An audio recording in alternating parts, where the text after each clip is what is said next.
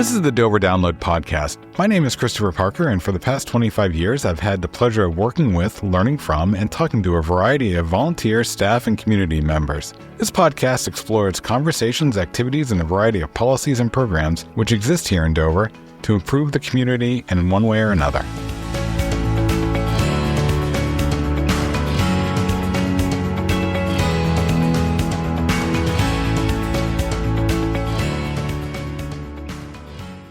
In 2026, we've been talking to the leaders of our nonprofit community here in Dover. This episode, we continue that trend. We're talking to Deanna Strand, the director of the Dover Adult Learning Center. Hi, Chris. Happy to be here. I am glad you're here. How are you? Good. So, Dover Adult Learning, in my mind, it's a venerable institution here in the community, located in the McConnell Center. So you share a footprint with a lot of other city and a lot of other nonprofit organizations. How did you come to Dover Adult Learning? So it's interesting. I came here in 2009. I was working at Exeter Adult Education at the time, and I was happy. I was not planning on leaving Exeter. And Dover Adult Learning was looking for a new executive director. They had done a search and had not found a suitable candidate, so they reopened the search.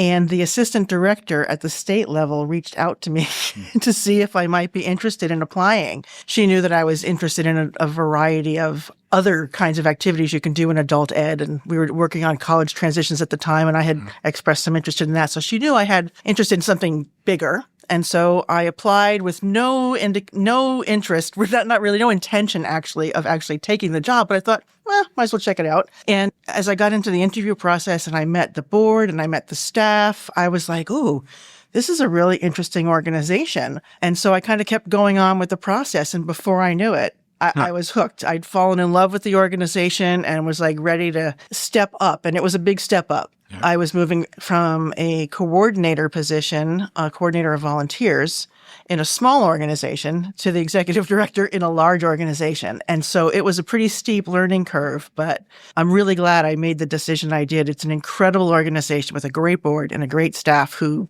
made it really easy for me to step into the role. How many people are on the board? Right now, we have 14 people on the board. We can have between 11 and 20, according to our bylaws. And it moves around depending on what is a priority at the time and how many people we need.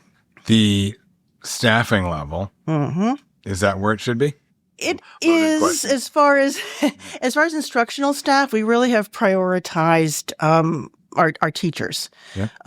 Despite, as I'm sure you're alluding to, some of the upheaval in our funding sources, we have always made sure that we keep our educational staff where it needs to be so that we can continue to provide the services. Where we're short on staff is in the administrative part of the organization. And we used to have several people in the office, and now we have one half-time person in the office. And, some of our other leadership positions have gone down to part-time. Through attrition, we've replaced them with people who are not full-time and without benefits, which is not a direction I really like to go in. We want to attract people who have the skills and the dedication, and it's only right to give people a fair wage and to provide them with the benefits that they need for their family. So that's been hard for us, but we do prioritize the students. I think it was maybe 6-7 years ago. It's got to be around that because my son graduated high school in 2017. So it was probably 19-ish. Bob Carrier, who was on the council, I can't remember if he was the mayor at the time, said to me, if you want a good time, you should go to the DALC graduation. And I said, okay. So my wife and I went, and it was fantastic. Like, he was right. It's truly remarkable to hear people's stories and to contrast it with a traditional high school graduation and see what people can achieve. And it's remarkable what you and your educators do to help people on that path. It truly, if you haven't gone, listener, you should check it out and experience it, because it's really a rewarding experience for the community. We hear that so often. It really is a tremendous experience, and it's very different from a traditional high school graduation.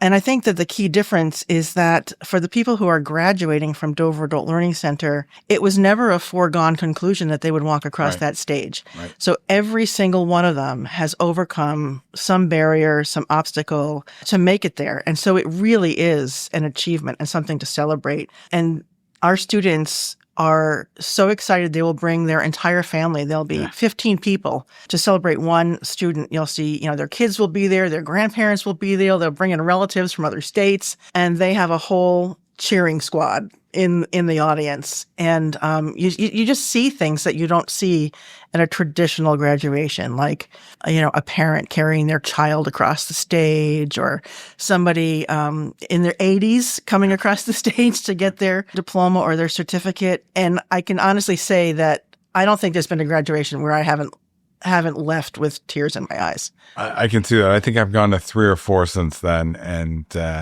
I would agree. There's always something meaningful. There's always something unique, and there's always something touching. Yeah. So we've talked about your getting involved, and we talked about the end result for those that have gone through the program. Tell us about the program. What does Dover Adult Learning offer, and how does one come to you? Sure.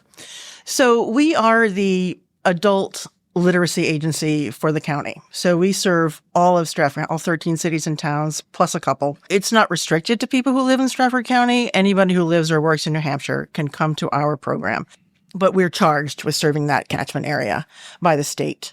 And people come to us for a variety of reasons. I like to say we're the duct tape in the educational pipeline, right? So when somebody is missing something in their education, or they want to come back to learn more, they need that high school credential, or they want to improve their English language skills, we are here for adults age 16 and up to get them from wherever they currently are in their education to where they want to be next. And there's no expiration date. People can come back to the Adult Learning Center over and over and over again. And every time they come, we open up our arms, we welcome them in, and we say, "Where are you now? And what do you need?" And we do our best to try and help them. And that can be anywhere from learning the fractions that they never mastered in elementary and middle school to brushing up like a senior citizen, brushing up their digital literacy skills because they want to be able to communicate with their grandchildren across the country. And so there's so many ways that we can help people. They might want to learn those fractions, finish high school, learn the English, get the computer skills, or prepare for a career or the next step in training. So we help them at any point along the way. Do you just have the facility in the McConnell Center, or are you located in other spaces throughout? No, we have the county? other locations as well. We have a permanent satellite location at Rochester. We're in the community center in Rochester as well, co-located with a lot of other good organizations. Good. And we also offer a program at the Strafford County Department of Corrections in the jail. And we have a site at Somersworth High School, Nice. just for high set. So Somersworth High School invited us onto their location to help their students, to pull the ones that had kind of become disengaged and were struggling to get over the finish line. We bring it right there to them so that they don't have that additional barrier of having to get here, which is another thing that is really embedded in our programming and in all adult education programs. Really, it's about overcoming obstacles, as is evidenced in our graduation, right? Yeah. So we help folks with barriers like transportation and childcare, and to a lesser degree, housing and mental health and physical health.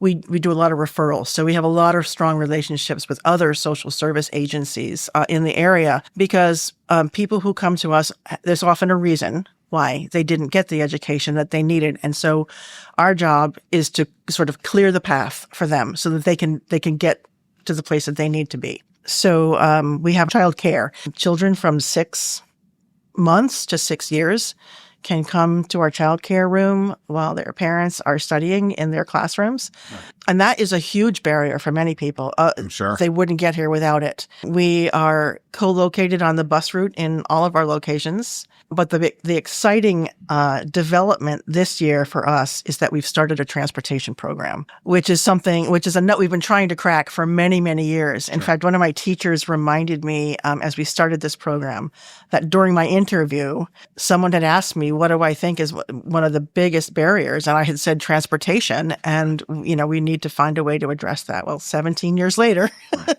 we finally have. And it's a really exciting program. It took a lot of doing to come up with this plan. I researched a lot of possibilities, but we were fortunate enough to get a grant from the New Hampshire Charitable Foundation and connected with Enterprise. Everyone knows Enterprise by the rental company. Yeah.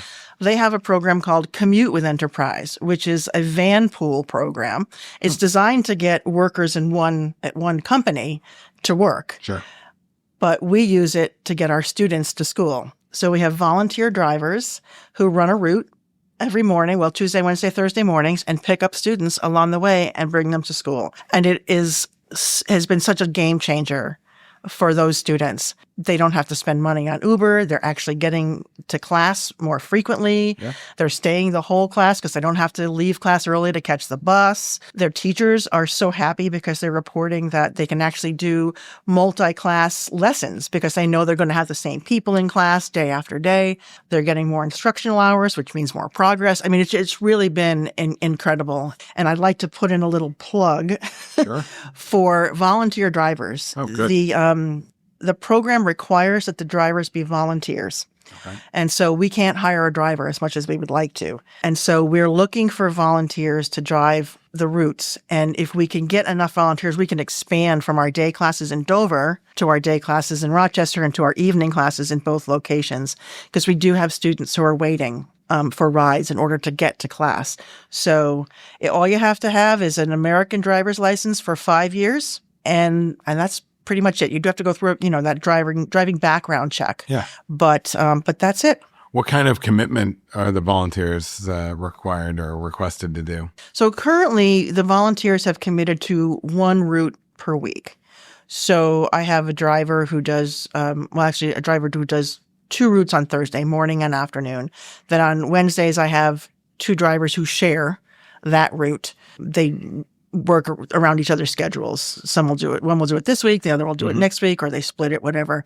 It's really pretty flexible. It's about an hour to an hour and a half commitment, and it can be in the morning and around 8:30, or in the afternoon around 12:30. If we expand to the evening, our evening classes run from 6:30 to 8:30, so it would be 5:30 to 6:30, 8:30 to 9:30, and you can either pick one up regularly or commit to one when you can, occasionally, and we will put together a team. And do you provide your own vehicle, or is there a vehicle that The van is leased from Enterprise, right? So it's a 12-passenger van, which actually is a dream to drive. I actually drive one of the routes, and I love it. It fits in a regular size parking space. It's parked right out behind the McConnell Center right now. And you're up high, you get this nice big window, but it drives like a car. But it can sit 12 people. Right. So we're currently at capacity. We have a roster of 11 people plus a driver. Sure. Makes 12. But because there's a little bit of attendance fluctuation, we can fit an extra person in here and there. So like when UNH was closed for the spring break, Wildcat system was shut down, some of our UNH riders hopped on the van. Sure. And so we were able to get them here. Great. So yeah, it's been an incredible asset to the program. So you mentioned something that I want to dig a little in on, and that is day classes and night classes. To what extent do you have to spread your classes out? Meaning, I presume that a lot of your students are also working part-time, full-time around what they're trying to accomplish through you. So how do you accommodate that with diverse class schedule? So like you noticed, day and evening. So we offer day and evening classes in both locations. The classes are relatively short and they only meet twice a week. So that might be surprising to some people because you think about a high school, in 5 days a week, 6 hours a day. But like you mentioned, adults' lives are really complicated. They're getting kids off to school. They have to work themselves. They might be taking care of parents as well, aging parents. And so 3 hours in the morning, 2 mornings a week is a lot. It's a big commitment. Or 2 hours in the evening, 2 evenings a week, is a big commitment for many adults. So we keep them contained. We spread them out through the week. We have day and evening, multiple locations. That helps most people be able to get here. But the other thing we do is we bring instruction to them out in the community. So we have a very large volunteer pool. About 80 volunteers go out into the community, and they meet people who can't get here for one reason or another. It could be work schedule, it could be disability, transportation, and they meet with that person in their community, coffee shop or a library or wherever, and they provide the same instructional services out in the community as we do on site here in the McConnell Center and at the Foley Community Center in Rochester. That's great. About how many students do you anticipate seeing each school year? So we'll see about 800 people every school year. But again, it's different from K-12. Sure. We don't have a single cohort. People come when they need us and they leave when they're finished. Mm-hmm. And when they're finished could mean they've met their goal, they've gotten a job or they've got the credential, or it could mean they need to stop out because life has just gotten too complicated. Right. So people come in and they go out. So there's a bit of turnover. So any given time, we might only have a couple of hundred people. But over the course of the year, we'll help about 800. And we'll take about 2,000 enrollments across all of our programs, including people who take a test or take a short-term class in computer skills or something like that. The educators, are they typically retired school teachers? Are this is their career and they went to college and then came to become educators? How does one become an educator? That's a great question. And retired teachers are definitely one of the groups of people for whom adult ed is a great option. We have several retired teachers on our staff. It's a nice part-time gig. Right. You get to keep your skills sharp and keep doing what you love, but not have the full schedule. We also get a lot of early career people. So we have parents of young children who maybe they worked in education for several years and then they got married and they started a family. And now it doesn't make sense for the childcare. The expense of childcare is prohibitive. So one of the best perks we can offer is that our staff can put their children in our childcare room. Nice. So I've brought a number of young parents onto the staff over the last few years who use our childcare, and it makes it possible for them to be able to work. I'm sure. Yeah. I'm sure. That has to be one of those things that people just don't realize until they have to figure it out. That childcare is not as plentiful as we need it to be. Absolutely. And the balance of earning enough to make it worth not being a stay-at-home parent, because the cost of childcare, rightly so, is expensive. Mm-hmm. I think that people, as I said, until they're in that position, they don't realize what that reality is. Yeah, it's expensive, and we don't have enough childcare providers. Both. It's a double whammy. Yeah. So as we wind down, we've talked a little bit about the history of DALC. We've talked about the mission and a lot of the things that you can experience if you participate in the programs. You mentioned the volunteer opportunity with the drivers. Is there other things that a volunteer could get involved with? Many different things. We use volunteers in a variety of ways. Most often it's as a tutor in the capacity that I described earlier, but we also have volunteers in our childcare room. Okay. We have volunteer computer lab proctors. We use volunteers in classrooms to be an aide in the classroom. We even have administrative volunteers who help us when we have a big mailing project. They'll come in and help us stuff envelopes and fold papers and stuff like that. So yeah, we can use volunteers in many different capacities, and we rely on them to help us, again, to overcome some of those administrative staff positions that we've lost over time. So volunteers have really filled that gap, helped us fill that gap. What's the best way for someone to learn more or to get in touch with you if they're interested in volunteering? Our website, really, like so many things, we've gone digital. Sure. So on our website, if a student wants services, they can just click on Contact Us and fill out a quick form. We'll reach out to them and get them started. There's a menu for volunteers. It describes the various opportunities and, again, a link for a form they can fill out, and our volunteer coordinator will reach out to them. Really, our web, for anybody who's already gotten their credential with us and wants to get a copy of their transcript, right on our website, There's a request form. So really the www.doveradultlearning.org is the website. There anything else you want to make sure the listener knows about DALC or about opportunities? Yeah, I think there's something really important for listeners to know about Dover Adult Learning Center, which is that we are a hybrid organization. So the nonprofit is what tends to be known in the community because it's very active and does a lot of different things. Yeah. But the city and the school department are really important partners. The school department is actually the recipient of our state grants, our state and federal grants. They come to the school department, and everybody who works at Dover Adult Learning Center is an employee of the Dover School Department. So we have a really solid partnership with the school department, without which we wouldn't be able to function independently. Yeah. And I would like to say to the folks who have been following the budget process that the school department just agreed to pick up an additional position at Dover Adult Learning Center, which will allow us to build back some of those positions that I talked about losing, which will be phenomenal because the community really needs educated adults who can earn a decent wage, who can support their families, interact with their teachers. For overall health and wellness of a community, you need to have a well-educated adult population as well as a child population. And so I just really appreciate and value the school department for recognizing that and providing that support. That's really great to hear. I remember years ago, and you mentioned 2009, you interviewed for the position.